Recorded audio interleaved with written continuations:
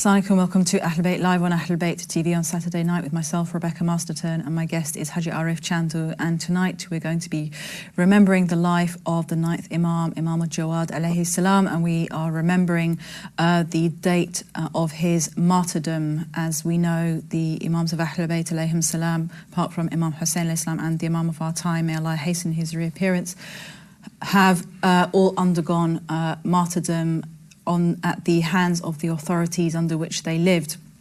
Inshallah, tonight we'll just be looking at the life of Imam Jawad alayhi salam and analysing his behaviour, reflecting on some of the strategies that he took while living under a difficult situation and circumstances, and what we can learn from that as well. If you do have any questions or comments, do feel free to call in. Assalamu alaikum. Wa alaikum salam wa rahmatullahi wa barakatuh. And thank you for giving us your time to remember the 9th Imam. The 9th Imam, we often forget. Imam Muhammad ibn Ali al-Jawad was the great-grandfather of Imam Mahdi Ajalallahu Ta'ala Farajum Sharif. And from that point of view, obviously it's a great personality. He's an Imam. He's very close to our 12th Imam. But if you look at the year in which he passed away, which was 220 AH, and the birth of our 12th Holy Imam, which is 255 AH, there's about 35 years in between that period. So there's not a long time between the passing of our 9th Holy Imam and the birth of our 12th Holy Imam. And so tonight I'd like to offer our viewers my deepest condolences and sympathies on the passing away of the 9th Holy Imam as we remember his life. There are many reasons why he was a very important personality. I mean, he's an Imam, so he's therefore important anyway, but he played a very important role at that time. He was the first Imam to take on that position and that post whilst he was still what we would call a child in today's terms. So up to then, Imam Ali alayhi salam became Imam at the age of 33, all the other Imams after they were 20. But now all of a sudden, the Shia masses, the Muslim world had to deal with an Imam that got that responsibility at the age of 8. So I think if we want to try and imagine or reflect what it means in today's term, if, for example, our Marja'i Taqleed, God gave him a long life, but after him, when it came to looking for a replacement, and a child of 8 years old was brought before all the Shia in the world, what kind of uproar, or not uproar, but what kind of questioning and shock would they be? The time of our 9th Imam, it was Imam Rada alayhi salam was 45 years old when he was born. So the enemies of the Shia thought that this prophecy of the 12th Imam is not going to happen because he's already 45, he's had no children whatsoever. Even the Shia were beginning to question that, is this hadith that we know that there will be 12 Imams and the 12th Imam will hold the flag and bring justice and peace onto the earth. Is it really going to happen? And so Imam Rada alayhi salam, he took on a second wife. She was a maid servant of his. Some say her name was Sabika or Khayzarun, others. She was from the tribe, a Nubian from the tribe of Mary the Copt, who was one of the wives of our Holy Prophet. And she bore him a male son. And of course he was delighted, and he was happy because now all of a sudden, the prophecy, he was tested like Nabi Ibrahim. I was tested until a late stage in his life. He was given sons. So Imam Rada alayhi salam had a son very late on, but the Shia finally had the continuation of Imamat. Some people they doubted. There was a lot of debate as to whether it was his real son, but it was then proven by experts in parentage and that this was actually Imam's only son. And this is Imam this Imam Jawad. Then Imam passed away.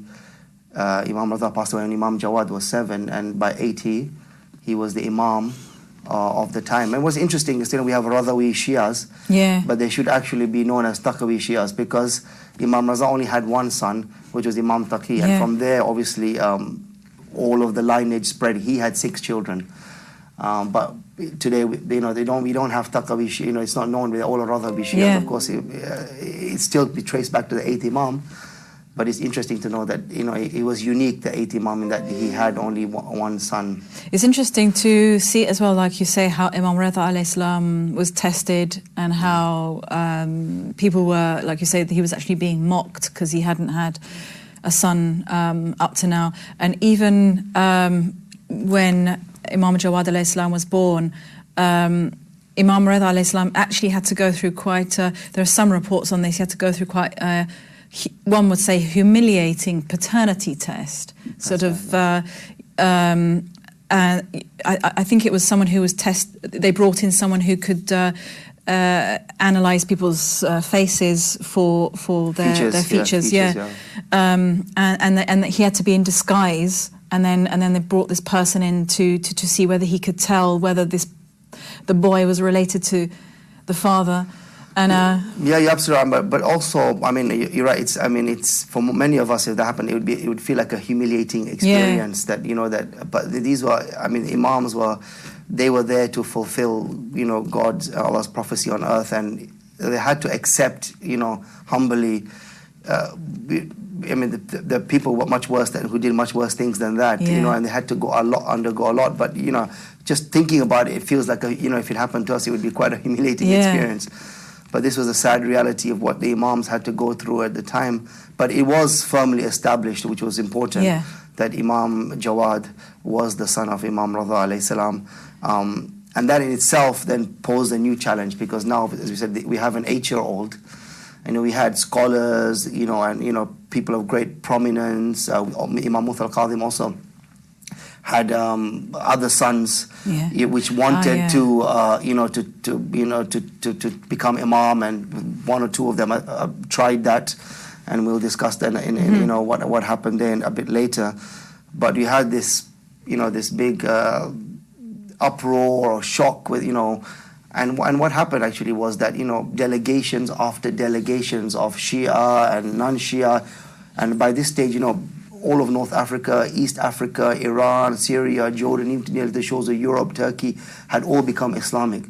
So, there are delegations coming from all across the Arabian Peninsula and beyond to come and, to see for themselves and work out whether this young child could actually be the 8th Imam or the Imam after Imam Reza alayhi salam. And then these competition, because obviously I think this is what we see in the reports on his life, is these particular 1 or 2 incidences where, first of all, he was also summoned to court. I think we've got a history of all of the caliphs summoning the imams to court to test them out. It seemed to be some kind of sport that they had, in a way, to try to catch the imams out and prove that they were in the wrong, but the imams always proved, that they were in the right. And it was the same with Imam Jawad alayhi salam. Just looking at the context as well. So we've just had Imam Reza alayhi salam. We had the Abbasid caliphs trying to win over the sort of the favour, we could say, of the Shia. So this was Ma'mun. Was trying to do that in order to get support for his claims on land as well. Yeah, so this is an interesting period. Ma'mun was the caliph. He just killed his brother Amin. They were both the sons of Harun Rashid. So after Harun Rashid passed away, Amin was the son of his first wife Zubaydah. Ma'mun was from a maidservant of Harun Rashid.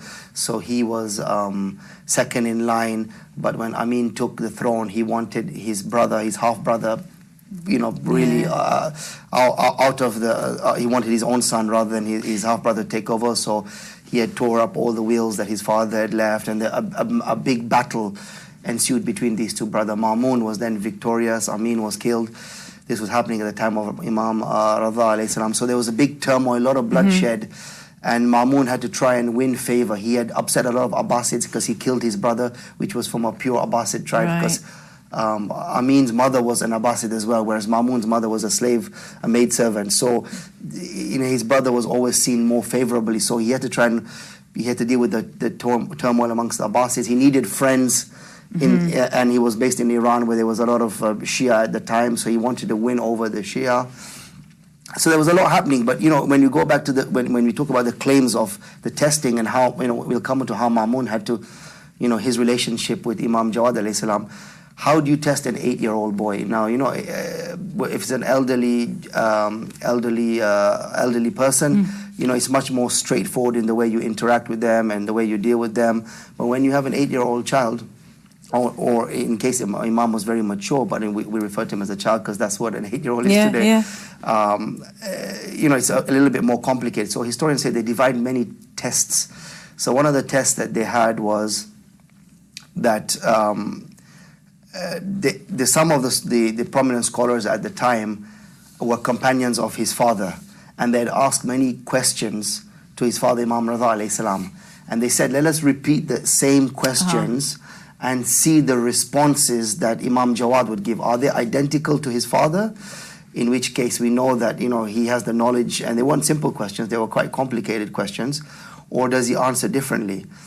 So Imam Jawad was tested in this way, and he responded in history books in the same identical fashion to which his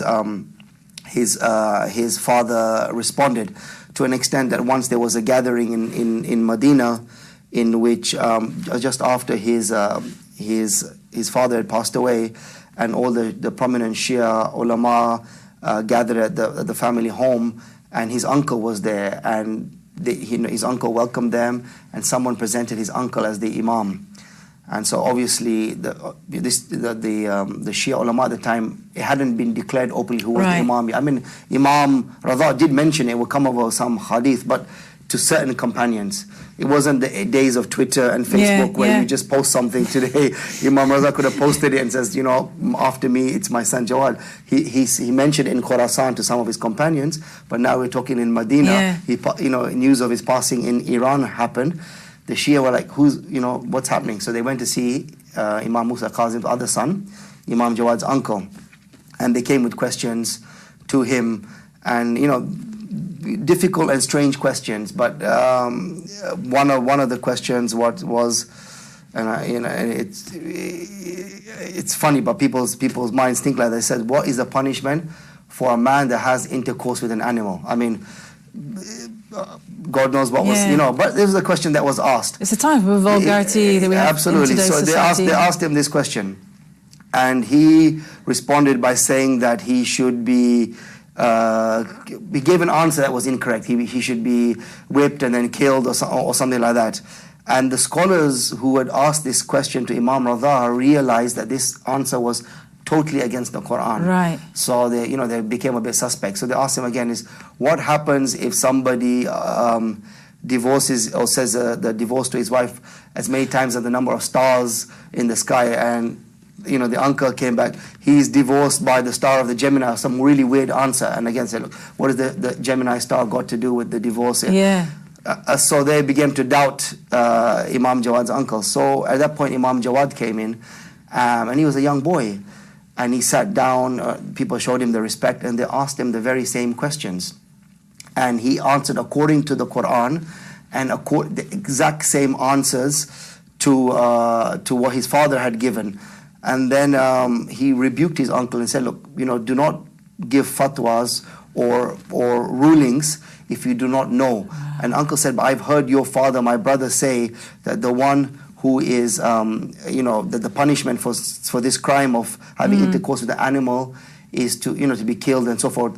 And Imam Jawad, who was only an 8-year-old boy, said, no, you're wrong. The question that was asked to my father, that what has happened if a man digs up a body of a woman from a grave and has intercourse with her. So he remembered the question identically, and he said that he should have his hands cut off for stealing the body, and then he should be lashed for having because the adultery, the punishment for all is lashing. So he gave the correct response, even though it's a very difficult question. I mean, for an 8-year-old boy to answer a question about if somebody steals a body from a grave, but he answered in the exact and precise way that the scholars had asked his father. So, that began to give them confidence that, this was the Imam. Other scholars write, in fact, that many of them thought they come with their questions. After the questioning, if he were correct, they would ask the Imam to pray for them and do dua for them.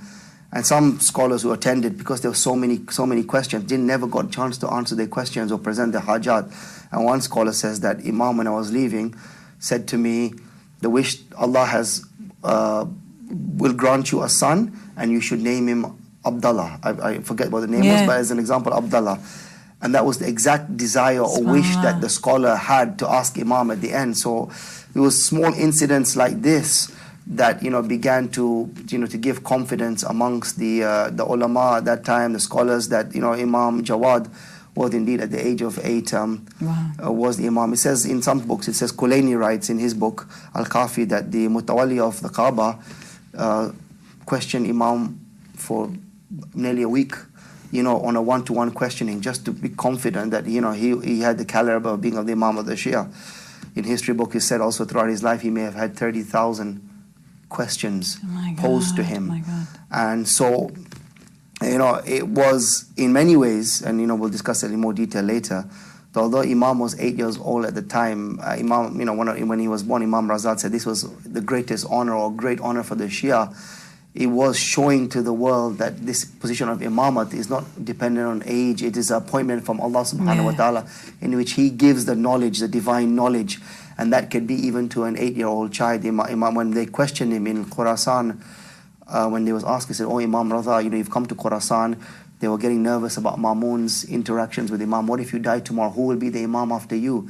And he said, "My son Abu Ja'far," by his companions, it was his kunya. They asked him, but he's only a young boy. And Imam replied, "Yet, but Allah subhanahu wa ta'ala appointed Nabi Isa as a prophet from when he was born, and he spoke from the cradle and said that I am the prophet of God to the people." He spoke from the cradle. And in the same way that my son Imam Jawad, or Abu Ja'far as he was known, will be the Imam of the Shia. MashaAllah. It's also important to highlight this because I've had conversations again with lovers of Ahlulbayt al-Islam, and perhaps there's others out there as well. The very important issue. In fact, I even had someone write to me asking me about how the Imams can be identified. For example, the Imams had many some Imams had many children, or they had many sons. So how is it that they would know which was the successor? And I think when you look into the history books, you can see this whole process of how people ended up being able to identify the Imam. And it was through, one of the criteria of identifying an Imam, as it is said in Al-Kafi, is that the Imam you can ask the Imam any question, he'll be able to answer correctly. And this is what he did. This is one of the criteria, how they managed to ascertain that this is the Imam. So this is, again, Allah subhanahu wa ta'ala does make it known to mankind. Absolutely. And I think Imams were told as well by Allah subhanahu wa ta'ala that which of their sons would be the Imam. Yeah. The problem was, in case after they passed away, it's for the masses. Then, if it wasn't openly proclaimed, or even if it was like in the case of the Prophet and the succession of Imam Ali alayhi salam, where in the Ghadir Kum, where he had 100,000 people there, and he even proclaimed in front of so many people that after me, that Imam Ali alayhi salam will be your leader, your wali. Even then, we have the problems of history today and the split between the Sunni and Shia, despite this massive event. So you can imagine then the challenges that one Imam had after another. About making it known, who would, especially when they're under oppressive situations, they can't just declare openly. And some others also sometimes, there would be competition between different brothers or sons, about who the Imam was. Not all of them were protected with infallibility. So the Imams would have many children. The Imam would be infallible, as we say, but the others wouldn't. So they had their own ambitions and desires, and it makes it more challenging. And this is kind of part of the interesting history about how different figures who are a little bit charismatic they managed to gather figures, they managed to gather kind of followers around them, but eventually, they would often organize these uprisings and then they and their followers would be killed, or their movements would kind of like fizzle out as well. So again, I think for people looking at history and this kind of difficult period of identification of the Imam, I think after these centuries, the Imam stands out clearly, and all the kind of competing figures and movements have kind of died out. So. Yeah, absolutely. I mean, we remember these imams with great love and emotion and passion. And these events that took place over 1,000 years ago. Whereas, in our own family trees, going 100, 150 years, we don't even know our own relatives. So, they do stand out in the history books very clearly. And also, it's a love of Allah subhanahu wa ta'ala that has placed within our hearts, that we are able to recognize them and emotionally attached ourselves to them, which to many people, if it was non-Shias, it's loving historical characters, which doesn't really happen. You read about historical characters and great leaders, but in the case of the Shia, there's great love and great attachment. This is a ni'mah and a blessing from Allah subhanahu wa ta'ala. Especially because they're shuhada, so their spirits are, living, and they still guide their followers in the here and now. So that's what makes it, again, a kind of a special connection as well. I do think in the Shia, it's unique in the Shia faith that we are, we are very attached to all of them more than other faiths and religions. I mean, Nabi Isa is remembered in Christianity, but not in the same way as all the imams, that we weep and we cry and we're devoted and we remember them, all their birthdays, all their, when we remember their shahadats, all the important incidents in their lives. So I think this is quite unique. And a blessing that shouldn't be taken for granted. You're watching Ahlulbayt Live on Ahlulbayt TV, and we're going to go to break. Inshallah, we'll see you in a few minutes.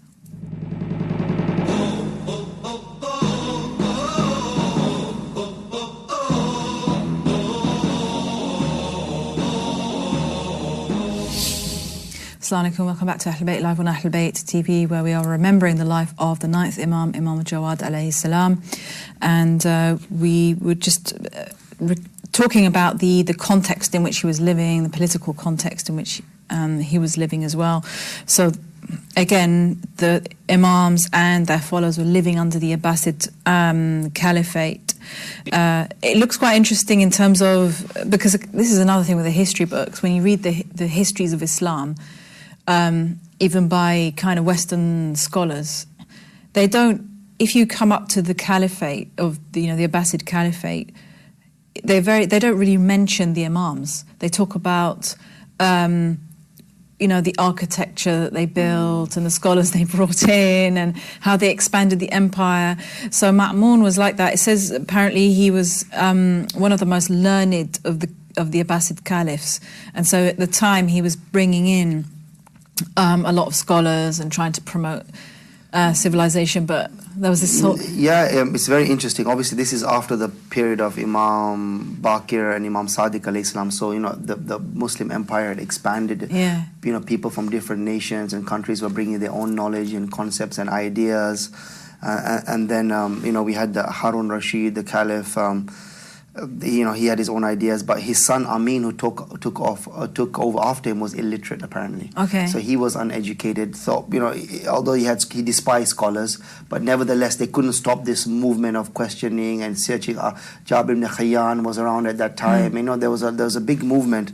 Mamun was, as you rightly said, was educated. Amin's brother was highly educated, and he encouraged a lot of questioning and debate amongst the scholars. He surrounded himself with scholars, and as you know, the Abbasid Caliphates, as the Umayyads, they needed scholars to propagate their false hadith and their ideas and back up their actions. So, as we all know, Muawiyah, he got a scholar to say it's okay to pray Jummah on a Wednesday so he could go to battle. Scholars were also used at that time, and to propagate the ideas and the ambition of the caliphate. But Mamun was a bit different now, because history books say that he was attached to the Shia and the lovers of the Ahlulbayt. He fought with his brother Amin, which was an Abbasid. So the Abbasids, they feared him. They had a very difficult relationship with him.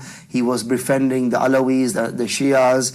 He gave back Fadak, for example, to the family of the Ahlulbayt. So Umar ibn Abdul Aziz, when it was first taken, gave it back to them. Then Harun Rashid took it back again, and then Mamun gave it back again. Gave it back. He started praising Amir al-Mu'mineen, Imam Ali alayhi salam, whereas the previous caliphs would curse Amir al-Mu'mineen, and in fact he cursed Muawiyah. I mean, they never liked the Umayyads. Abbasids hated the Umayyads, but he started the open cursing of Muawiyah and the praise of Amir al-Mu'mineen.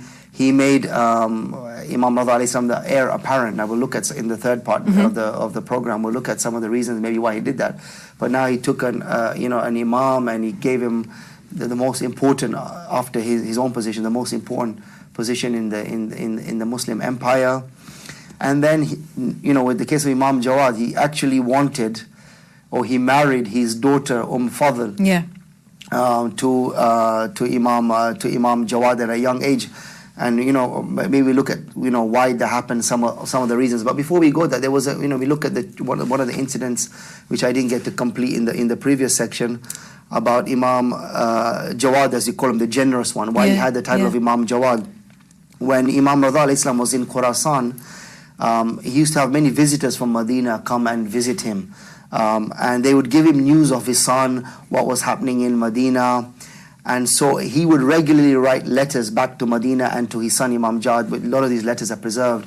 And in one such letter, when his son was only 5 or so, he said, "I heard that our servants, when they take you out of the house and into town, they take you from the back door, and a lot of the poor people of Medina are expecting you to come out of the front door, and and for you to be generous and kind to them, but your maidservants are taking you out of the back door, and therefore you are not able to deal with the people and help them. So I ask you that do not leave the house from the back door, leave as usual from the front door, and whoever asks you for whatever amounts, grant it to the people who come and see you. And if it's an uncle of yours, a relative, grant him more.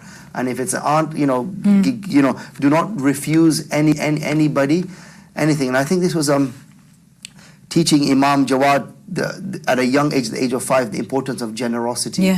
I mean, these were imams anyway, so this was divine knowledge. But this letter kind of instilled in his son that Imam Jawad was the Jawad means the generous one, and in history when we look at it, he was very generous. But this concept of generosity is instilled in him from such a young age, to say that, look, do not shy away from the people. And when you go to Africa in particular, and and India, or sometimes when the poor people in town know the rich person, you can get mobbed.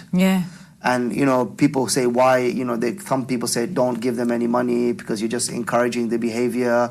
And so, but you can see in this letter from Imam Rida to Imam Jawad, says, look, if people come and ask you for help and for financial assistance, or whatever kind of assistance, don't avoid them, don't try and escape from them, deal with the matter, deal with the people and help them. It's not, that's not easy, and I think this again, reflecting on our situation today and responsibilities as well that we have because of the troubles going on in the world and in the community. Many people feel that they may want to stop trying to make an effort within the community, or stop trying to do whatever they can to help, and just because of the just endless troubles, one after another. But we can see that the imams didn't do that. They didn't sort of say, this is what I deal with this thing, and then another thing comes, that's it. They just continued, like doing what they could, and as you say, putting themselves out among the people, making themselves available to the people, and assisting, which is was part of their divine role. And I think for our youth as well, I mean, there are a lot of lessons, because Imam Jawad only lived to the age of 25, so all the lessons we get in his life are applicable to the youth. But for parents, encouraging your children to be generous and kind. This was this letter from Imam Rida to his son Imam Jawad says, look, if even if you, especially when you go to the developing world, that, and you get often as you walk on the street asked for help, that, you know, ask your children to, you know, if you want to give, you know, give it to your child to help the poor and the needy, because that also instills within them this importance of being kind and generous and helpful to other people. So, you know, that's, I think, is a very good lesson that the youth can take. And also, it reminds me of an event that I went to where, in fact, it was an event for families, and I think there was something like a bouncy castle or something for the kids. And I noticed that the mothers who were queuing up with their kids, they weren't actually encouraging their kids to wait and be patient and let the person in front go. They were encouraging their kids to push in and try and get ahead. So this is kind of like the opposite teaching, where you're teaching your child to think of me first and I have to get in front of everybody first. So, and this is very much kind of the mentality that we have, you know, in a lot of the societies around the world. So this isn't really a light teaching. It's not a light teaching. And today, as you rightly mentioned, the virtues that are being propagated today are completely un-Islamic. So, you know, impatience is a virtue today as opposed to patience. You know, and people are, you know, people, in the case of Imam Jawad, you know, being generous and kind and giving your time for the people is a virtue, whereas today we want to keep ourselves, you know, to ourselves, and, you know, and when people ask us for help, you know, we're not as forthcoming as we should be as Shias or lovers of the Imams. So there's a lot of lessons that we can take from our Imams. You know, the other big historical event in the time of Imam Jawad alayhi salam was his marriage to Fadl, the daughter of Mamun. And this was a huge step, or it was different to what happened historically. Now, all of a sudden, an Abbasid Caliph who, you know, in the previous generations, you know, the Abbasids were oppressing and persecuting and killing the Alawis.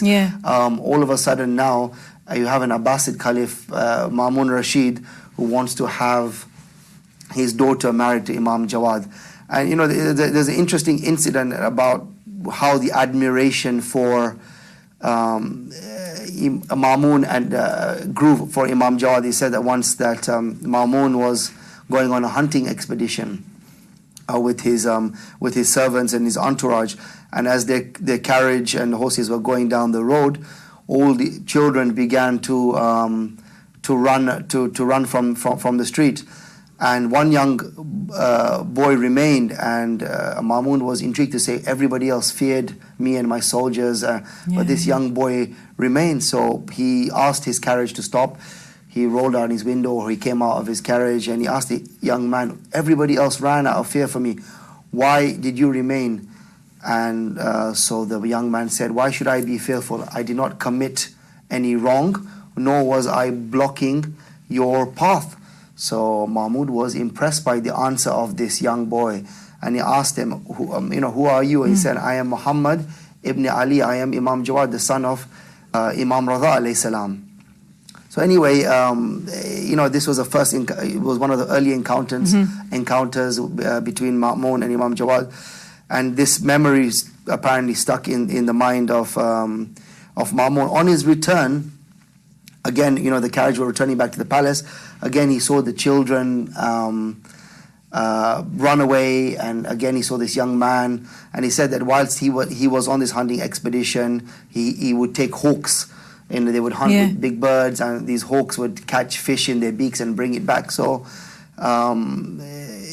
Ma'mun now recognized this young man as being the son of Imam Radha alayhi salam, and so he wanted to test him, and so he asked his carriage to stop. He hid one of these fishes in his hand, and he asked the young man, he said, tell me, what have I got in my hand?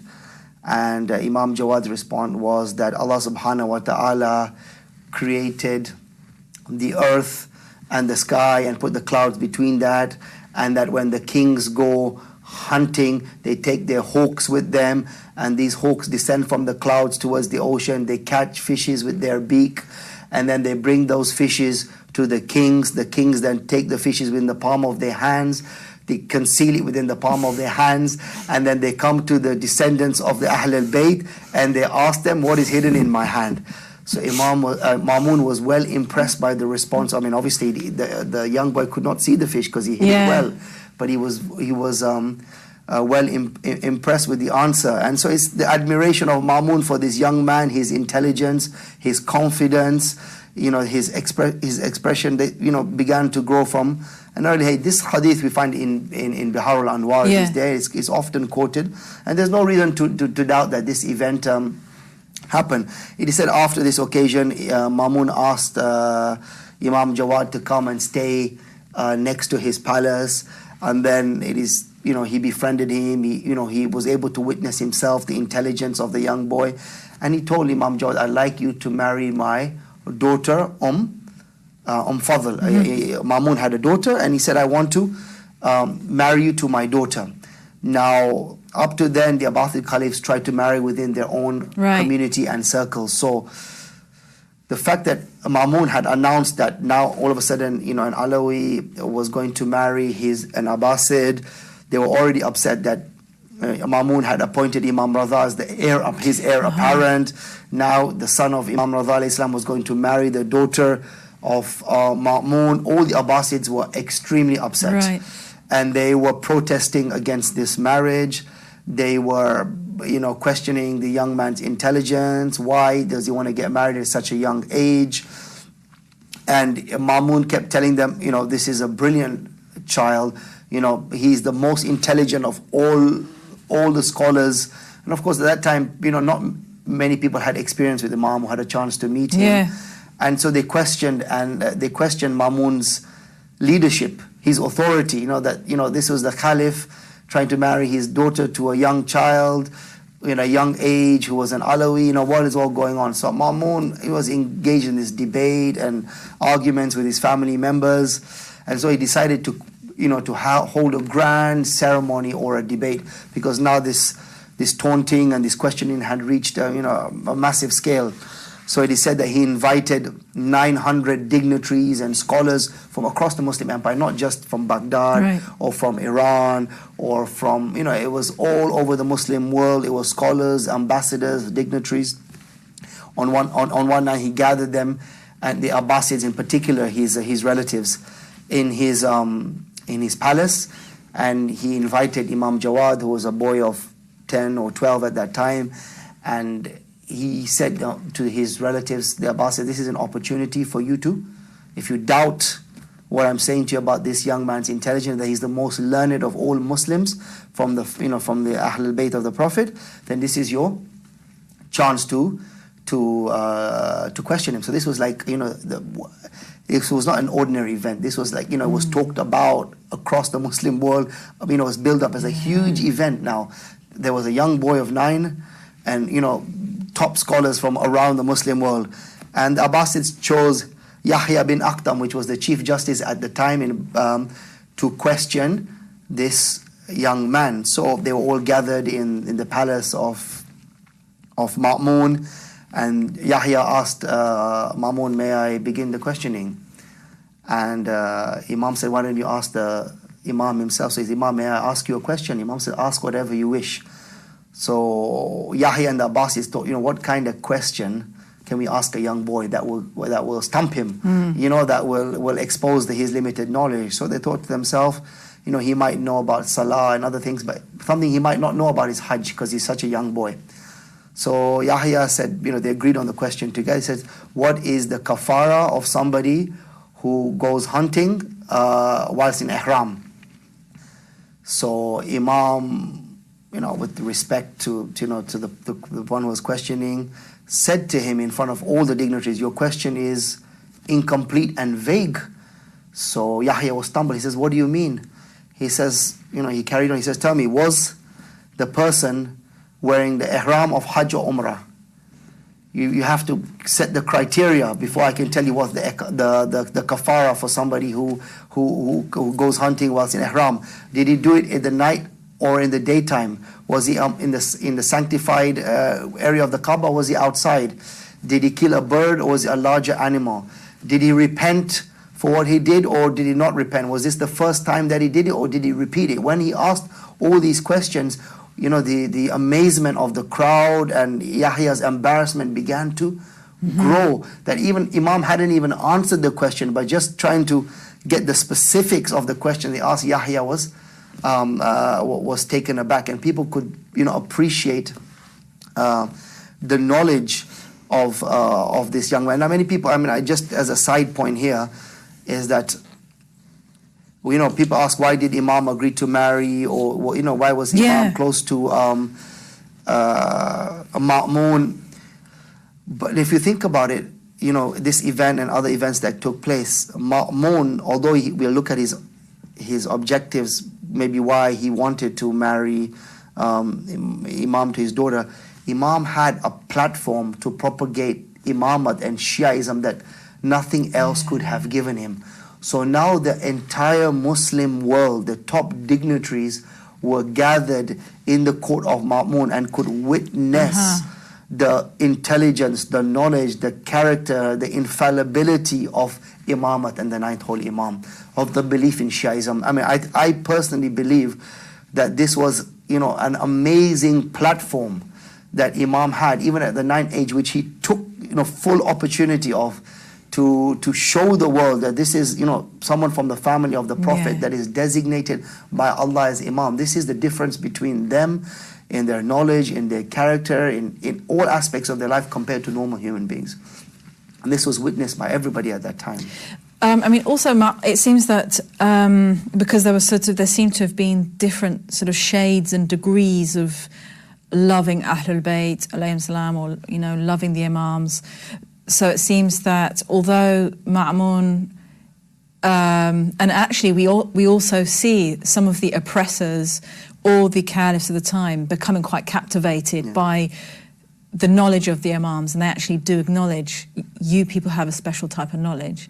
Even if they're not going to allow them to rule, they still admire them in some, you know, way. So it seems that Ma'mun didn't necessarily, I guess it's a tricky question. He didn't necessarily acknowledge the imamat of the Imam, or he may have acknowledged the imamat of the Imam in his heart, but still, like a lot of people do, they calculate, but, you know, if I acknowledge it, then that means I'm going to have to do X, Y, Z, and I want to stay in power, so I'll keep it like this. Or, you know, if we look at maybe the motives of Ma'mun, I mean, and all the caliphs before him, I mean, there's the English saying that says, if you can't beat them, join them. Now, he probably saw historically that Yazid tried to kill Imam Hussein alayhi salam, that backfired, the previous Imams were poisoned, that backfired, you know, the Shiaism was growing, the love for the Ahlulbayt were growing, so he was the first Abbasid Caliph to try something different. He said, let me appoint Imam Radha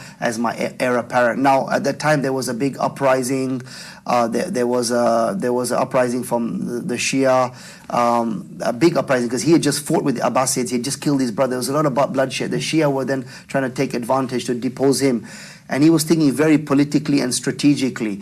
And, you know, he may have thought to himself, you know, although he came out to be a Shia and love for the Shia, he may have thought, by appointing Imam Radha, I can kind of tell those Shia uprisings, look, I've made Imam Radha the heir apparent, and in that way he was able to contain the Shia uprising, the Alawi uprising at that time, which was a big uprising that had taken many cities, and put that down. And then, you know, obviously Imam Raza's popularity grew. He poisoned Imam Raza. And then there's another saying that says, you know, keep your friends closer, but your enemies even closer. So, I mean, making Imam your son-in-law as close as as he can get. Now, maybe he feared that, look, you know, the rumor of my poisoning of Imam Radha is spread, that, you know, I made, so his son is going to be either, you know, encouraging an uprising, or, you know, encouraging others to make an uprising to depose me. By having him as my son-in-law kind of continues my own existence, and, you know, puts away with this rumor that, because if he wouldn't agree to be my son-in-law if I had poisoned his father, as an example. So there was all this kind of thinking. Other scholars say, no, you know, if you can't beat them, join them. He goes, we can't eradicate imamat and teachings of the Prophet, so why not get the 12th Imam from mixed with Abbasid blood? So he's thinking, I can't get rid of them. I can't stop them, the 12th Imam coming. But how about I introduce some of the Abbasid blood or my daughter's blood into the 12th Imam? It was coming. So they were saying that this was a ploy that, he should be remembered somehow as the great-grandfather of the 12th Imam. So it's still thinking in terms of power and... and, his own name, his own popularity, his legacy in history. These are maybe some of the reasons why, he wanted Ma'mun. Of course, as a young boy, Ma'mun, and maybe this is an example or a lesson for our youth, he didn't have much power to object to Ma'mun, in the sense that he was a young child. Yeah. He couldn't fight a battle with Ma'mun. Yeah. There was no point confronting him or trying to challenge him because their ages were different. He was a young child trying to establish his own imamat at that particular time. But he saw it from the positive angle that Ma'mun is giving me an opportunity here. Yeah. He may have his own intentions. I have my own plan. And as an infallible Imam of Allah subhanahu wa ta'ala, I will use this opportunity to prepare for the 12th Imam, to spread knowledge, to show the world what the imamat is all about. And he took that opportunity on every single occasion that was given. And for our youth, I would say, youth is one of the most important times, if not the most precious time in our life. In the grave, one of the 4 things we'll be questioned about is how we spend our youth. And channels like Ahlulbayt TV or at schools or at universities, use the opportunity when you're given it to talk about your faith, your imams, to spread the true religion. I mean, now is a perfect opportunity when ISIL is pretending to be, the Islamic Caliphate and giving a wrong impression of Islam. The youth have a chance to actually talk about Shia Islam. Very important, and also, as you say, taking opportunities wherever that opportunity may come, and also sowing the seeds for the future of one's life as well. And we're just about to go to break again, so we'll be back inshallah in a few minutes.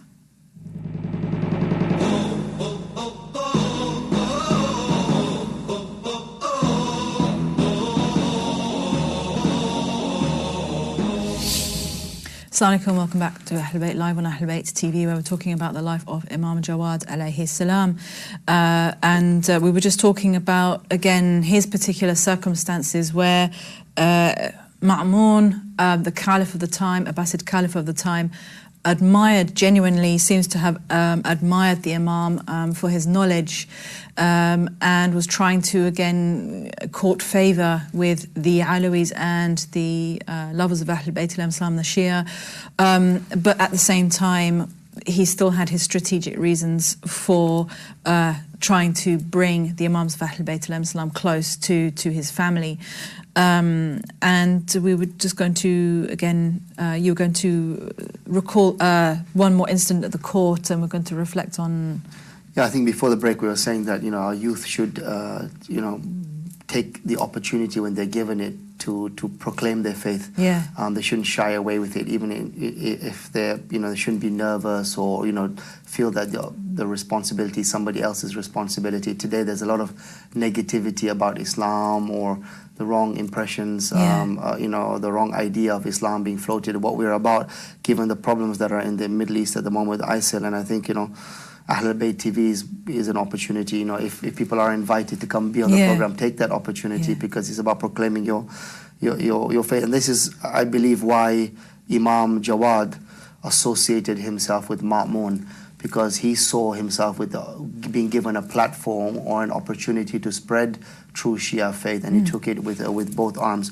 So, in this big gathering that we were talking about, where there were 900 or so dignitaries from all over the Muslim empire gathered, and Ma'mun wanted to prove to his relatives and to everybody that this young child is the most brilliant person on the face of the planet, and that's why he's going to marry my daughter Fadl.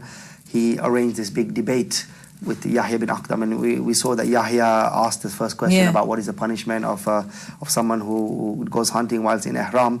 He was dumbfounded and astounded by the response of Imam Jawad alayhi salam. And then Ma'mun still at that point wasn't satisfied. He wanted that Imam have a greater chance to to express himself and to demonstrate, you know, his impeccable intelligence and character and so forth. So he said to Yahya, now I will ask Imam to ask you a question and see if you can answer Imam's questions. You can imagine now Yahya trembling, and, you know, all the Abbasi scholars thinking, what's going to happen here? So Yahya humbly said, I will do my best, but if I don't have the answer in a nice way, then maybe Imam can tell us the answer himself. So Imam asked him a question, said, what is the... It was like a riddle that he was asking Yahya, and he said to him that there was a lady in the morning that a man looking onto her, his looking at her was haram, and then mid-morning his looking onto her became halal, and then at lunchtime it became haram again, and then at that mid-afternoon it became halal again, and then at Maghrib time his looking upon her became haram, and then in the middle of the night it became halal, and then late at night it became haram, and at Fajr again it became halal. Can you tell me what was the state of this woman and why she was forbidden to this man and then became allowed to this man at all these times in one day?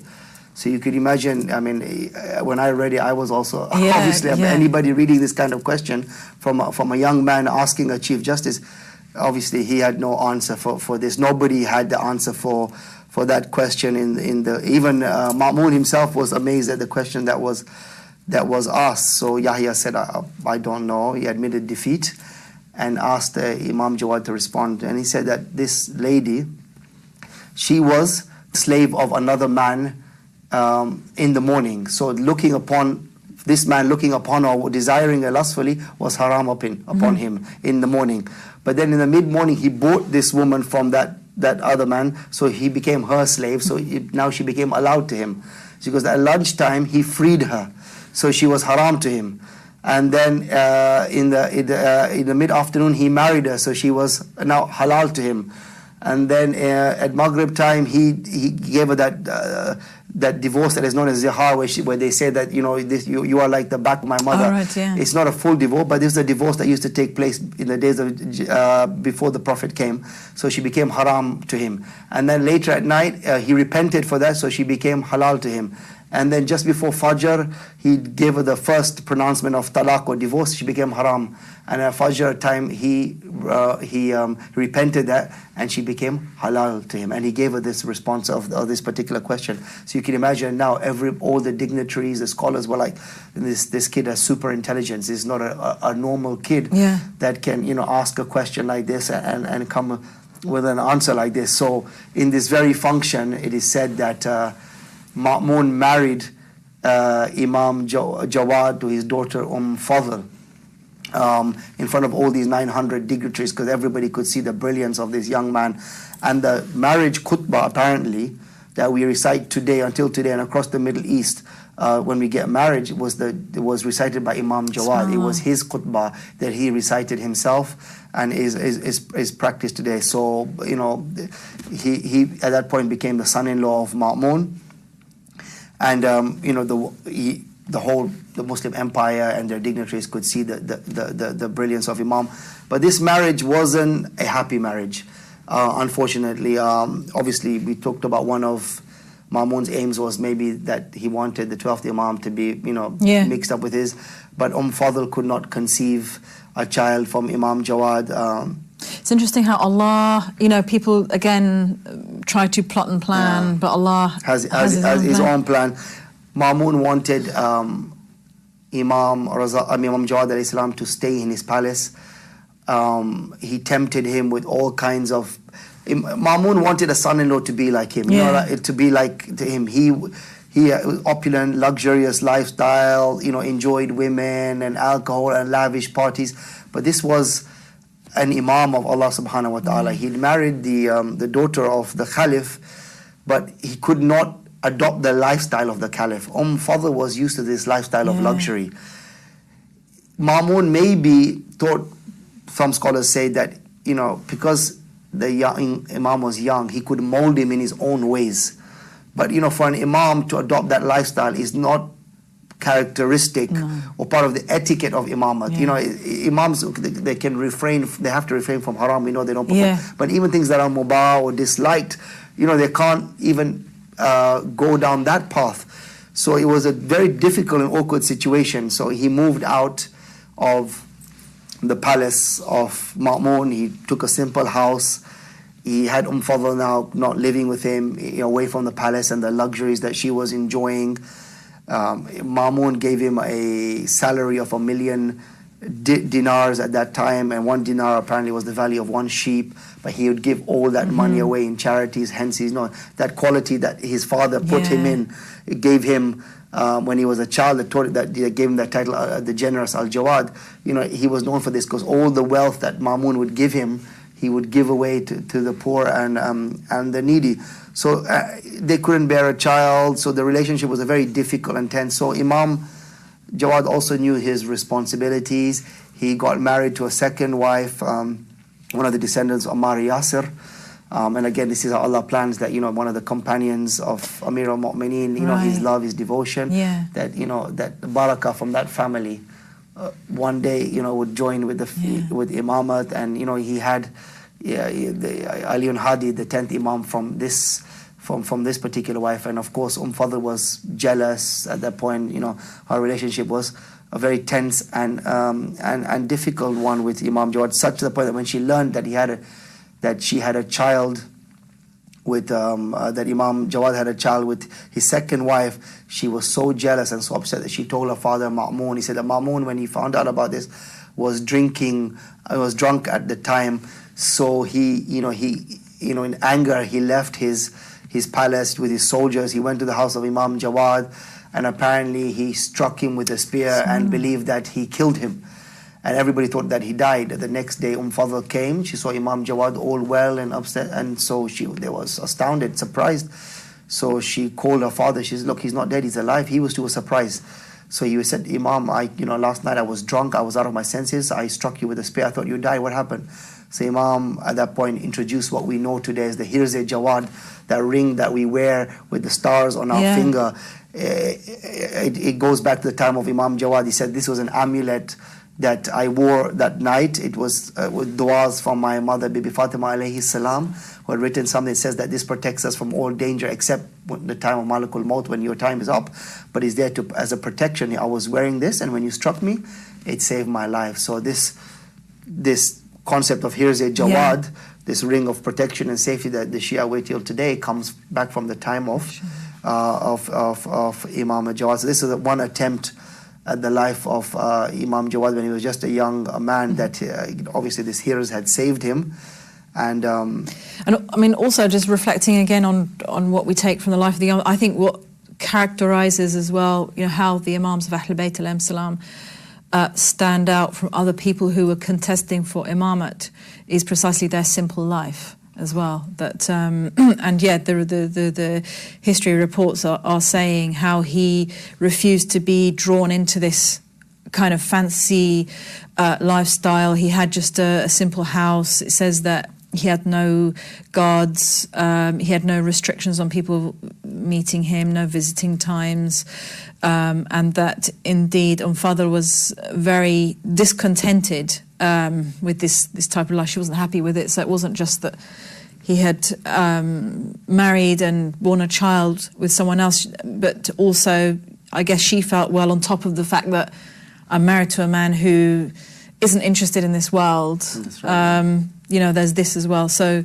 yeah, she was. And that also, I think sometimes when we also recommend it for compatibility in marriage, that we need to look at the two positions of the bride and the groom, that there should be some level of compatibility, because Fadl was the daughter of a caliph who was interested in the world and power and had all the luxury and opulence.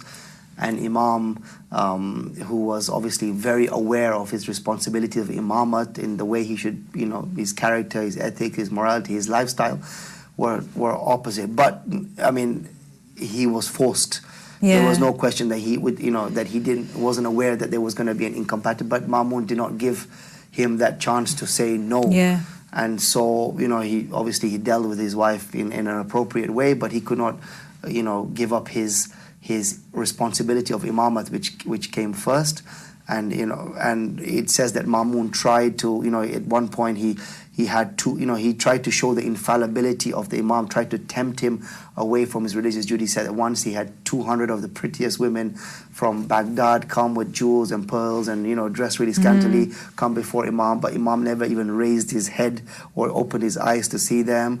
On another occasion, he said that he brought one of his favorite singers and musicians to play music in front of Imam. Imam, after a few minutes, asked the musician, to stop and fear God, and he said that this musician's fingers froze, and he got such a fright that he never able to play music again in his life. This was Mamun's favorite musician, because Mamun was trying to use him to tempt the Imam into all these kind of aspects of life which were against Imamat and piety. Actually, I mean, because just earlier I was saying, was Ma'mun a real lover of Ahlulbayt al-Islam? But I can see from the way that actually part of, again, his strategy for trying to draw Imam Jawad al-Islam into sort of worldly destruction, in a sense, we can see that, okay, while he did admire him, he wasn't following the way of the Ahlulbayt. He wasn't following. There's no, I mean, they were just from two different backgrounds, and his intention, I think, whether it was to get the 12th Imam, included, or whether it was to destroy the imamat from within, because he realized that killing them, at least his ancestors fighting them, didn't help. So this was a new strategy or a new approach that he may have been trying to to deal with all the political situations and protect his legacy at that time. So. Okay.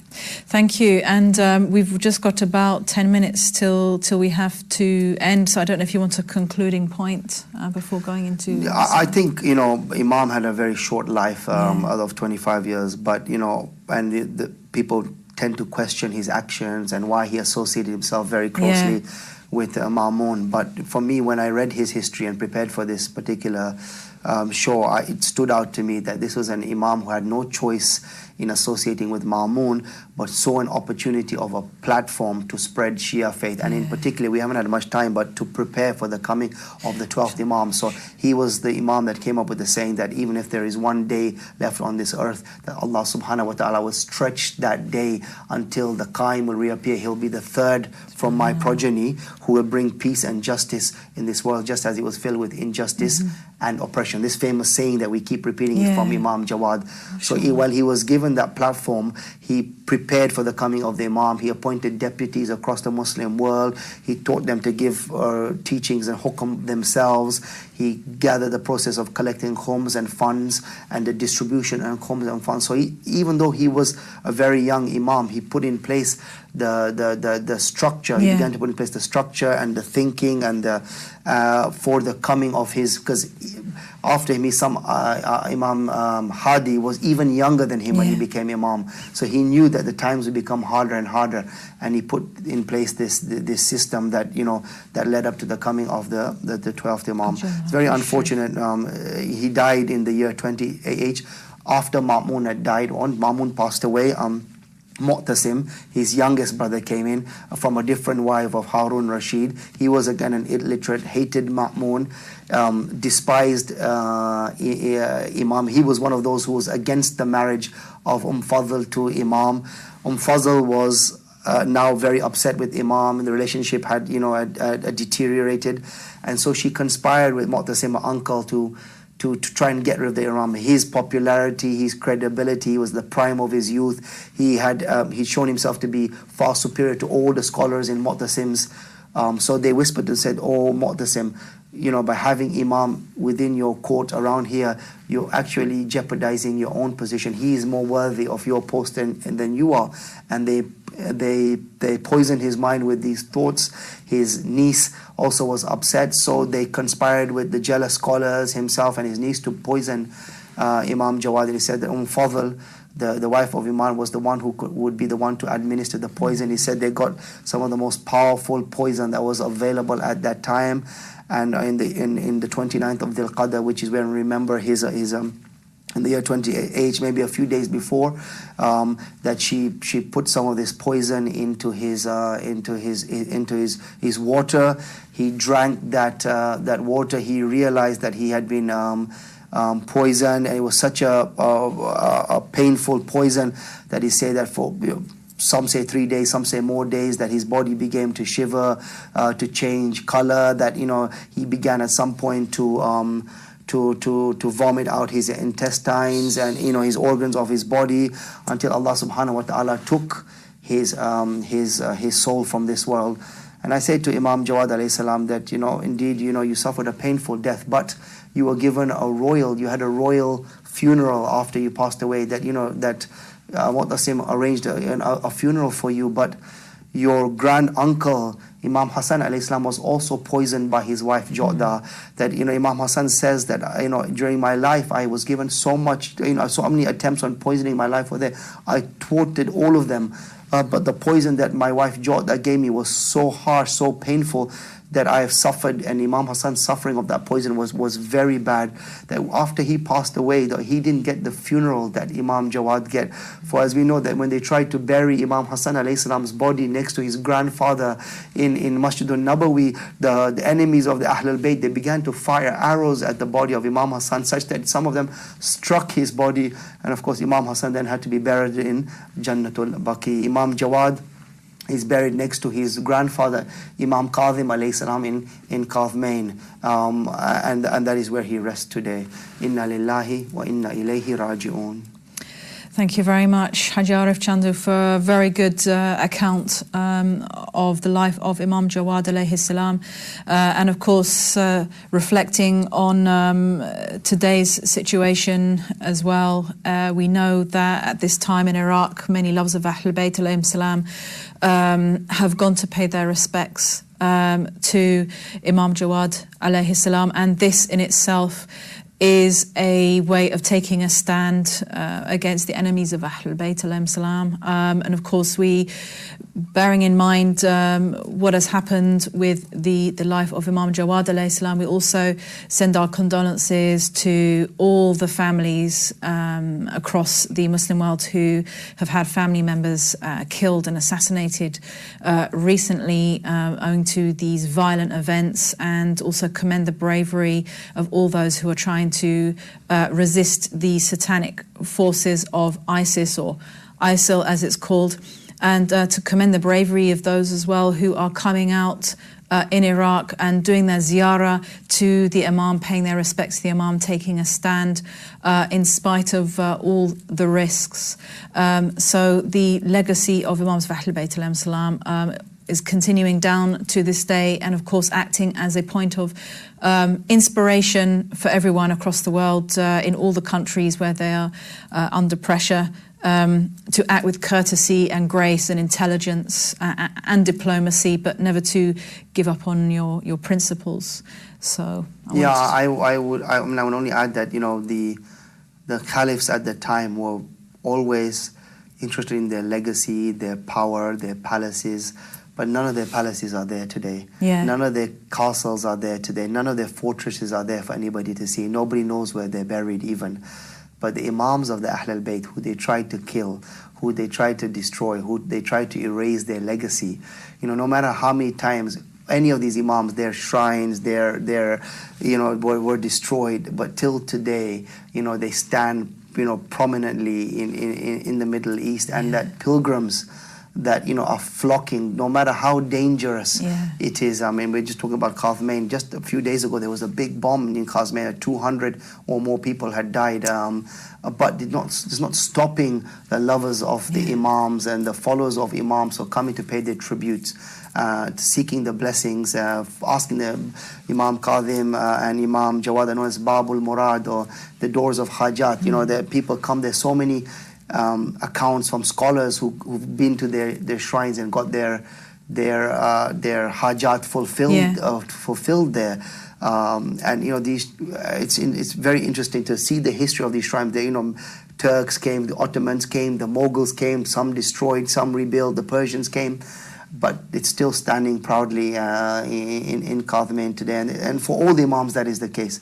And of course, this is a testimony, obviously, the Imamat and who they were, but these are also blessed personalities by Allah subhanahu wa ta'ala. And inshallah, we pray that the wider Muslim world and the wider world, inshallah, will come to know these blessed personalities Inshallah, as well, inshallah. And of course, sending our condolences out to the Imam of our time, Ajal Faraj Sharif, on the death of his great-grandfather, Imam Jawad alayhi salam. So I wanted to thank Haji Arif Chandoo, thank you. And thank you very much also for watching. And I hope, inshallah, this can be an inspiration for everyone who's going through their individual struggles across the world. And again, of course, especially for the young people who may be on the receiving end of prejudice at school. Again, inspiration from Imam Jawad alayhi salam, not to give up and to take a stand in a courteous way and not to give up on your principles. And inshallah, we'll see you again next week. Assalamu alaikum.